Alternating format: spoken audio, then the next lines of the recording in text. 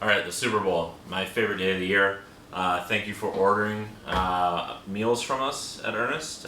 We really appreciate it, and I really appreciate it too. But I'm not going to waste any of your time. I want to get this going so you can heat everything up and enjoy it and watch the game.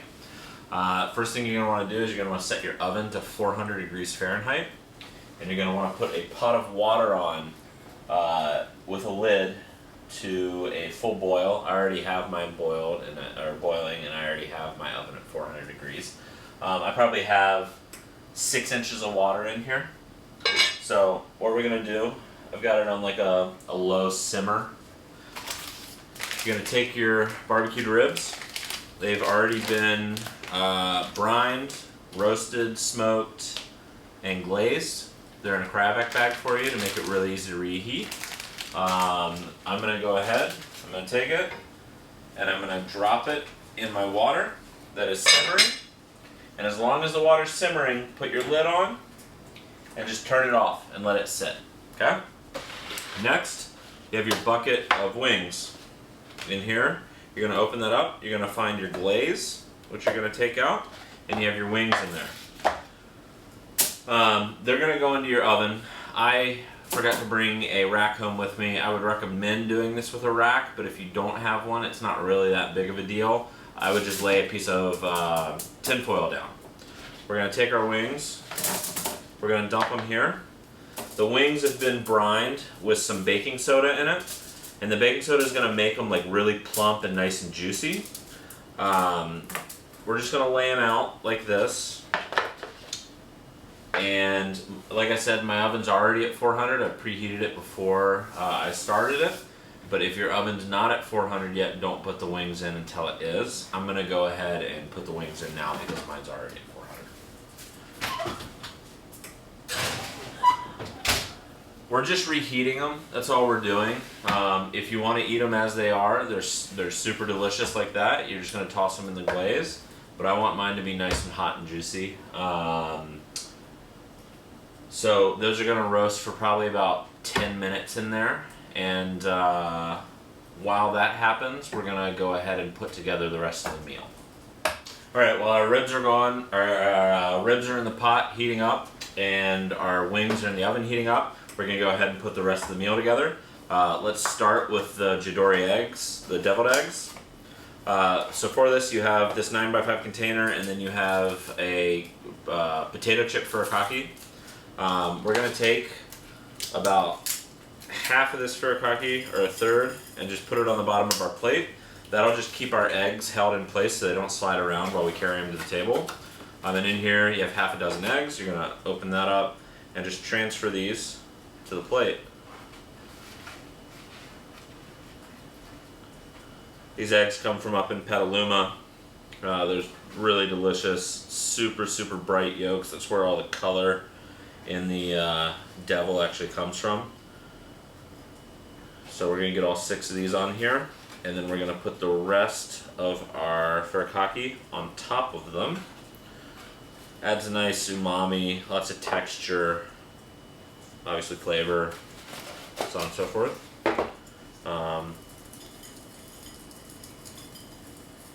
So that's all we're doing to that. So we can put these over here. Next, we'll do the crudité. You have a large box for that. And you also have your Thai curry green goddess for that. You're going to open this up. You're going to say, wow, that's a lot of vegetables. And I would just kind of, they've all been either pickled, blanched, some of them are raw, some of them are roasted really lightly. It's just kind of, so it's like a crudité platter. I would just arrange these really nicely on the plate. And, radishes, turnips, different types of winter radishes, brassicas, there's some squash, there's all different types of stuff from all different farms from around this area. It's really awesome. But any of the ones that have the greens on them, the greens are meant to be eaten as well. They're super delicious. Cucumbers are from a hothouse. There's Japanese cauliflower. Some of this stuff in here, like I said, is raw. Some of it's blanched. All over, it's kind of all over the place. And I left it all naturally really raw, so you can kind of either with a knife cut it and eat it, or you just kind of use your hands and rip it and eat it. It's all meant to kind of be shared and be fun. So we're just getting it all. We got this really beautiful red Napa cabbage from Dirty Girl Farm. Something you don't see really often. It's really, really beautiful. So just kind of make yourself this really cool, large, overflowing kind of crudité plate. And we can put that over here. And then I have a little sidecar to put the green goddess in. There's probably more green goddess than you're gonna need, but I'd rather give you too much than too little. It'd be great, you know, on a sandwich, on a piece of toast, whatever you want to do with the leftovers. So I just filled this thing up, and there's still half a container in there. So that'll be served with our crudité platter. Next, let's do the allium dip. So for that, you have your trout roe, you have your allium dip, and you have your potato chips that we fried. All you're going to need, I'd get a little spatula. I'm just going to serve it in a small bowl so we can dip the potato chips in it. Allium dip. Charred cipollinis, Chinese garlic chives, yellow chives, there's some pickled shallots in it. Seasoned with some shirodashi. It's just real nice, umami rich, really nice for dipping chips in. It's nothing too complicated. Sour cream, obviously. Really nice. I like it with the trout roll all over the top. Just gotta put it in your bowl and just kind of zhuzh it so it looks nice. And I will say this, you have this trout roe with it. I really like it on here, and I think it's delicious and adds a nice layer of texture. If you don't want the trout roe, you don't have to use it. I would recommend it, but I know some people out there don't like roe. But this is 2 ounces, so it's plenty to put, you know, a nice amount on top of here. Really beautiful, this stuff.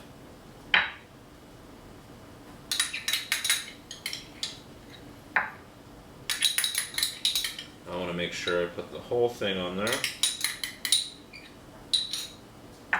And then just kind of like what we did with the allium dip itself, don't push really hard on these, but you can just kind of like move them around just so the whole top's covered, so you and all your guests all get bites of trout roe in with your dip. And then in a bowl on the side, I'm going to put my chips. These chips have been dusted with a little bit of malt vinegar powder, so it's going to add a little bit of acid to it, which will be nice with this.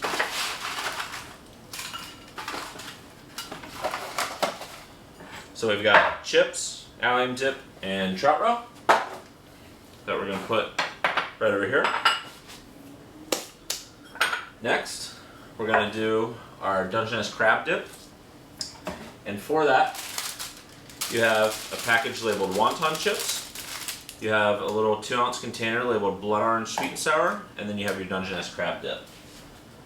For that, I'm going to grab another spatula to make sure I get all of it out of here. These are Dungeness crabs caught off right outside the Golden Gate Bridge. In here, cream cheese, a little shirodashi, shiso, some chives. It's just really straightforward, really delicious, full of crab. So we're going to transfer that to here.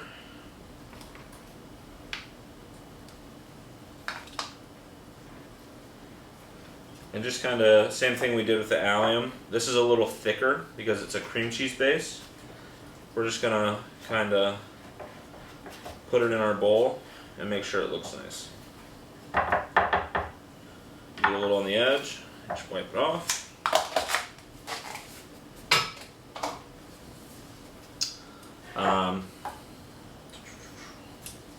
And on here, once again, there's a little, you know, more than the blood orange you're going to need, but I would just take a couple spoonfuls And just kind of drizzle it over the top.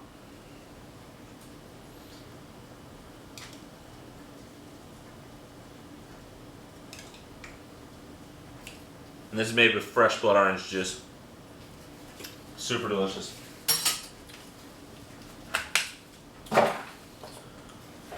And then our wonton chips.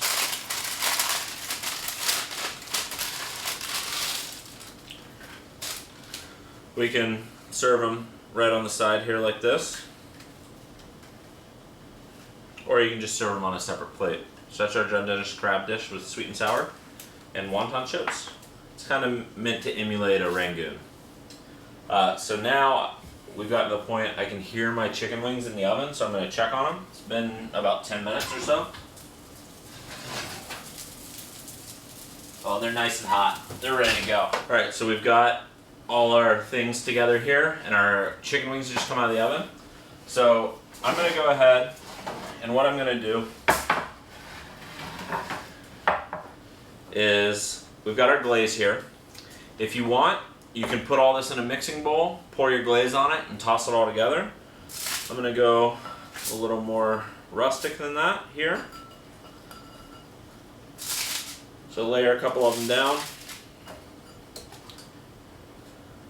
And I just want mine to be drizzled all over it. In this glaze, there's it's based with honey. There's some fermented garlic, there's some raw garlic, and there's red yuzu kosho.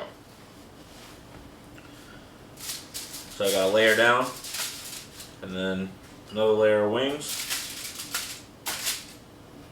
Oh, they smell so good.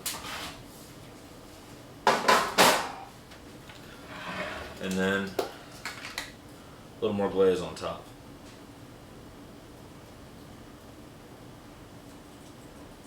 Go as much or as little as you'd like. You could also just serve this on the side if you want to dip them in it.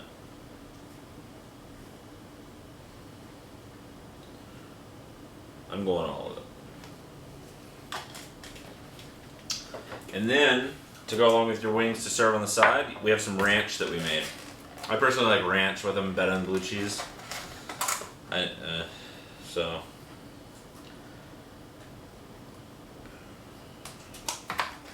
Alright, so we've got our chicken wings glazed in honey and red yuzu kosho with ranch. We're going to put right here. And then lastly, those ribs that we dropped at the beginning of this, they're done.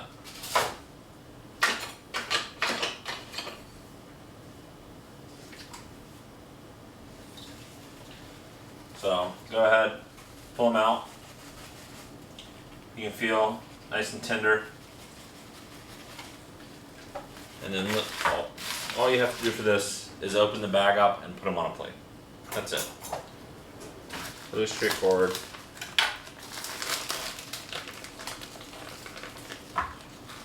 If I can open the bag.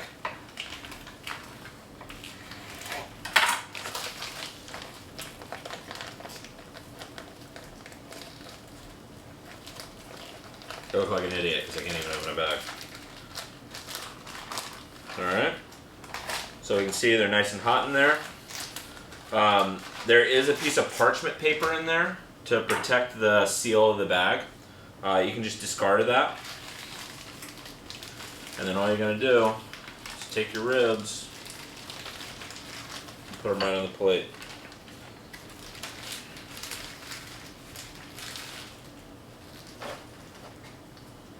Okay? So, there are your ribs. We've got our ribs, we've got our wings, we've got our ranch, we've got our deviled eggs, we've got our crudité platter, we got chips and dip, and we got the Danish crab rangoon dip. And then lastly, you have your miso chocolate chip cookies in a bag like this. These things are super tasty. I really love them, and they make really, really good ice cream sandwiches. Once again, thank you for ordering your meal from us, and I hope you enjoy the game, and I hope you enjoy all the food, and I hope Tom Brady wins his 7th ring.